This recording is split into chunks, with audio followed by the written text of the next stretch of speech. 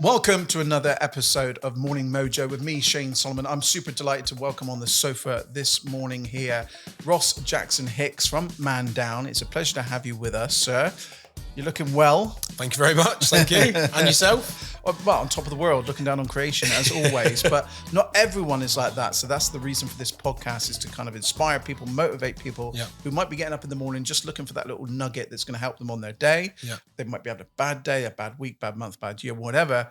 But you have a fascinating story, and I want to get straight into it. Of course, Man Down is quite the organization here in Cornwall now. It's really attracted a lot of attention. It's helping a lot of men. Tell me, how did it start and why did it come about? So Man Down was created 5 years ago now. The story behind Man Down is really a lot of my own stuff, I suppose. I've always found talking and sharing stories about my life, about how I'm feeling, very, very effective and very useful. So I know a lot of men struggle because of the shame and the stigma. I know they struggle with sharing their story with the world because of the embarrassment and like I said, the shame. So 75% of all suicides are male. So I think that has a massive part to play in that. So we wanted to create a space, a non-judgmental environment, a confidential space for men to come and talk and share their stories about why they're feeling the way they are, and connect with others, and it's peer-to-peer support. So I mean the story behind it, like I said, because of a lot of my own stuff, and it was just a conversation that was born with a client of mine in my hair salon in Falmouth, and here we are 5 years later. And there's never been a more poignant time where people need help at the moment, with everything over the last few years that everyone's had to go through.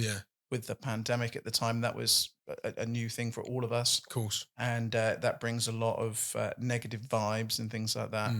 And so at the minute then, how many people are you helping here in Cornwall, would you say, roughly? I mean, so we've got 24 meetings across Cornwall, and the meetings are every fortnight.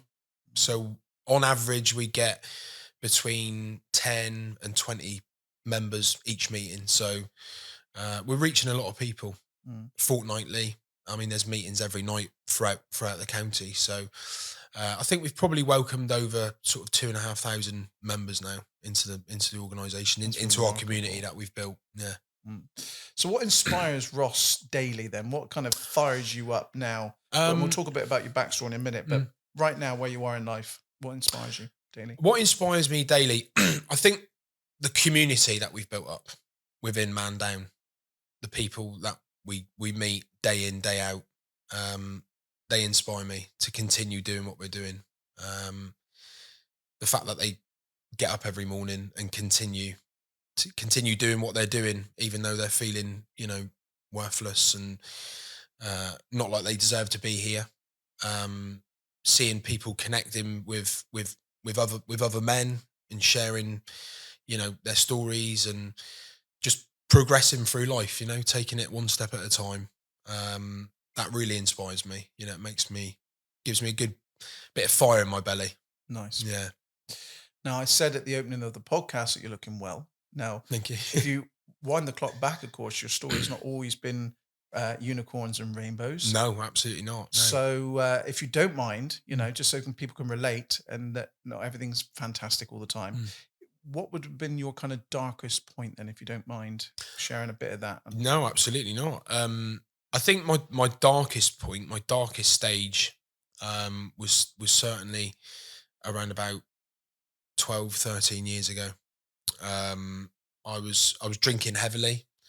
I was using alcohol to numb and escape, I suppose. And I developed a very dysfunctional relationship with alcohol, a very destructive relationship. I wasn't physically dependent, but I was certainly a grey area drinker. So I was using alcohol to deal with stress and to numb my busy head, I suppose. my uncomfortable feelings and thoughts and intrusive thoughts. And it just sort of peaked, really. I went out one evening, I got arrested for, charged with assault. I nearly went to prison. My wife was pregnant with our first child. It was all looking very, very dark and very, very, very gloomy. And at that stage, I was suicidal, and I thought about taking my own life, sort of daily, really, I suppose. So that was my darkest point. And unfortunately, that episode didn't um, strike up anything in me to want to give up alcohol. It wasn't until another sort of 3.5 years later that I decided to go sober. Well, I'm sober now 7 years. Congratulations, man. Thank you very much. And yeah, I mean, life has improved dramatically for me. My mental health has improved, my physical health, my relationships with my family, with my friends, with my work colleagues, with my clients. So yeah, it's life's still difficult. I still find life fairly difficult to navigate through, but I'm very open and honest, and I'm okay with that. Mm. I know that I'm not going to get up every morning and feel like I want to, tackle the world head on. But with the alcohol out of my life, it's much easier to navigate through now. So those listening, those watching are thinking, crikey, that sounds like me. There could be someone listening. It's Yeah. exactly the same situation you was then. How did you do it? How did you find that within yourself? What was the trigger? Because Man Down wasn't around then. No, it wasn't. So No. how did you start to kind of pull yourself out of that situation? So there wasn't really any particular event or anything that happened. I wasn't at rock bottom as such. I wasn't. I didn't lose everything. I wasn't. Sleeping on the streets. I wasn't. I had a loving family around me and everything that I needed, or that I thought I needed. Mm-hmm. It was just I just had like a little bit of a premonition. Really, I could visualize my life and where it was going to head if I carried on drinking and carried on with this destructive relationship with myself and with other people. So I think that was the driving force behind it. I've always been very disciplined. I've always been, if I want to do something, I will do it. And we're all motivated to do stuff, but it's the discipline that you need to sort of continue doing what you're motivated in doing in the first place. So I just became very disciplined. I just pretty much locked myself away, which wasn't a good thing. Looking back now, and obviously I try and help and coach other people that are in similar situations to what I was in. But that's what I felt was right at the time. But yeah, I just I kept myself away from that environment, and really just worked on myself inside and out. A lot of personal development, a lot of reading, a lot of discovering why I was drinking. And once I answered those questions, it just sort of felt right. Felt like the right thing to do. So there'll be those listening and things like that are now aware of Man Down and things like this podcast and the wonderful video you've just released as well, making awareness. They'll be feeling some kind of feelings that still prevent them from picking up the phone or getting in touch. What's the words to those guys? That's listening to this thinking, I still feel like a fool to pick up the phone. I feel these emotions to I feel like I'm letting myself down. Yeah. Because it's so it's such a big thing. Yeah. What kind of words of kind of comfort then, can you give them? Yeah, I mean, words of encouragement from me to anyone listening right now would be, do you want to continue living like you are at the minute? Do you want to continue feeling the way you're feeling? And don't be embarrassed. Don't feel shameful. Don't feel like you're a burden to other people because you're not. And I think you owe it to yourself to try and be proactive in just looking after yourself a little bit more. Because people are not very good at looking after themselves, are they? No, absolutely not. in general, I'm not just talking about alcohol. I'm just talking about in lots of other ways. But I think talking about what you're struggling with, letting the world hear what you've got to say, admitting to yourself that there's something that you need to work on. Acceptance is a big thing in the personal development world, isn't it? Accepting where you are, who you are, where you've come from. That's essential. And just not feeling embarrassed about how you're feeling, because there's obviously some underlying reasons why you're feeling the way you feel.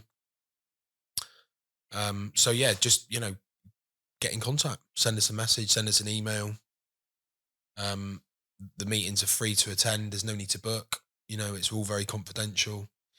You don't have to talk. You can come and just listen and feel supported in that way. So yeah, it's a very, very informal, very relaxed environment. It's very inspiring, knowing that yourself have gone through this journey, and then all of a sudden now you're helping others. Yeah. Is there anyone else in the organization that's done that sort of transition as well? Someone's contacted you for help, and then now they're inspiring others and helping. Oh, absolutely. Forward? Yeah, 100%. All of our facilitators, all of our facilitators have come through the Man Down meetings rank, as it were.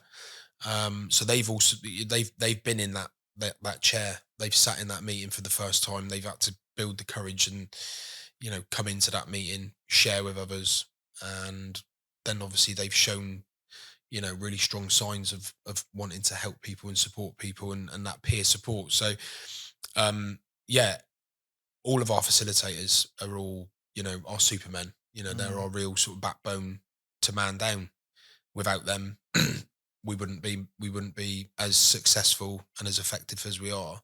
And also our board of directors, they've all facilitated, they've all been members, once upon a time, and now they're leading the organization. I'm just one of 5 guys that do what we do to continue running the organization, because obviously as it's grown and we've got more and more volunteers and more members, the school with businesses growing, you've got to have a great team around you, like you've got to support you and to feed off your ideas. And so the team is just, it's such a fantastic group of men and women, and they inspire me as well daily. There's a lot of people I've seen raise the bar for you guys. In fact, we did a live stream for one of the boxing events. Yes, that's right, yeah. And I know that Clint is a huge ambassador for you guys and shouts about you. And he's doing really well at the moment with his bionic boxing barber. Yeah, he's doing absolutely amazing. And I'm so proud of Clint. If you're watching, mate, fantastic work. Absolutely. With his sobriety and typical stuff. Case of someone that's, and he's very open about it, that didn't have a great kind of time for a while. No, absolutely not. Turned it around. Yeah, for sure. And you're always going to get those people that kind of will put you down, and of course. And it's his saying is keep punching. Keep going. Absolutely, yeah, for sure. Never give up. No. Motivational life lesson. So all these people are listening in. We're getting a name for the Morning Mojo podcast, being something to inspire people. What's your kind of motivational life lesson, would you say, Ross? Definitely surround yourself with people who want you to win. That's definitely a big thing for me. Not relying on people to, do the work for you. Just having a really, really good group of people around you, to create that sort of winning environment. Because, if you're, hanging around with 5 smokers, you're going to guarantee to be the 6th smoker. I'm not saying there's anything wrong with smoking. I smoke. But I'm just using that as an example. Sure. I found having people around me that want me to win genuinely. Absolutely. Yeah. Genuinely. Creating a really good group of people around you, a nice winning environment. Yeah. So what's next for Man Down? Because you're in Cornwall at the moment. Are there plans for it to go further afield? Because obviously we'll have people listening to this in Devon, for example. Yeah. Are there plans to go into those? There is. Waters. Yeah, absolutely. Over the bridge, get your passport stamped. Yeah. I mean, since our campaign video was launched in January, it's we've had over 7 million views on it across. Have you really? Yeah, across all platforms. Yeah, so LinkedIn. That is remarkable. Twitter. It's not called Twitter anymore, is it? What's it called? It's called X. Yeah. Which they kicked me off, by the way. Yeah. Oh, did they? Yeah. One of those to X to Elon. Facebook, Instagram, across all channels, we've had over 7 million views, and it's continuing. So yeah, Devon, we're coming for you. But the thing is, with 7 million views, you're going to have this kind of influx of inquiries more than you can facilitate. So how can people, if people are watching this and thinking, actually, I'm feeling quite good, I feel like I could help out and volunteer. I guess that's a kind of recruitment drive for yourself as well, is it not? Yeah, absolutely. I mean, we've just had a recruitment campaign just very recently to help with with more of the workload that we're sort of getting coming in. More members, the meetings have increased with members and stuff, with new members, which is fantastic, which is the aim of the campaign video. So yeah, I mean, we always need volunteers, and we're going to need more, obviously, as we grow and grow the organisation into Devon and Somerset. We want to take this national now. We've decided as a board that people need our space that we're creating from, and they need to use our framework to help navigate through life a little bit easier. It's just a tool, isn't it? Talking, it's like anything, cold water swimming, exercise, decent diet, talking, sharing, therapy, whatever it may be. If you're not doing anything, then you're not going to get better. Inspirational quote. Do you have any? Have you got any in that mind of yours that you've heard? It could be a short but sharp one. Is there any at all? Let me try and catch one of the million things. Yeah, because we see so many throughout our day. Yeah, of course we do. Yeah, I mean, I am a big fan of inspirational quotes and inspiring conversations. I really am, and I think an inspiring quote, I suppose, would be "Comparison is the thief of joy" for me.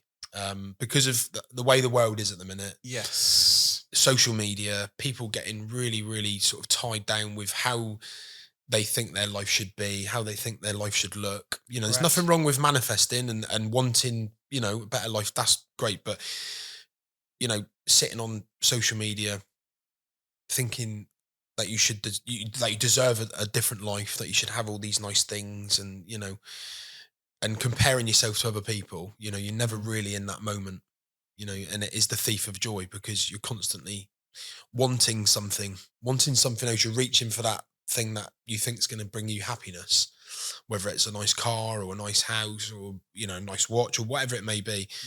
If you're not happy today, then you're not going to be happy tomorrow.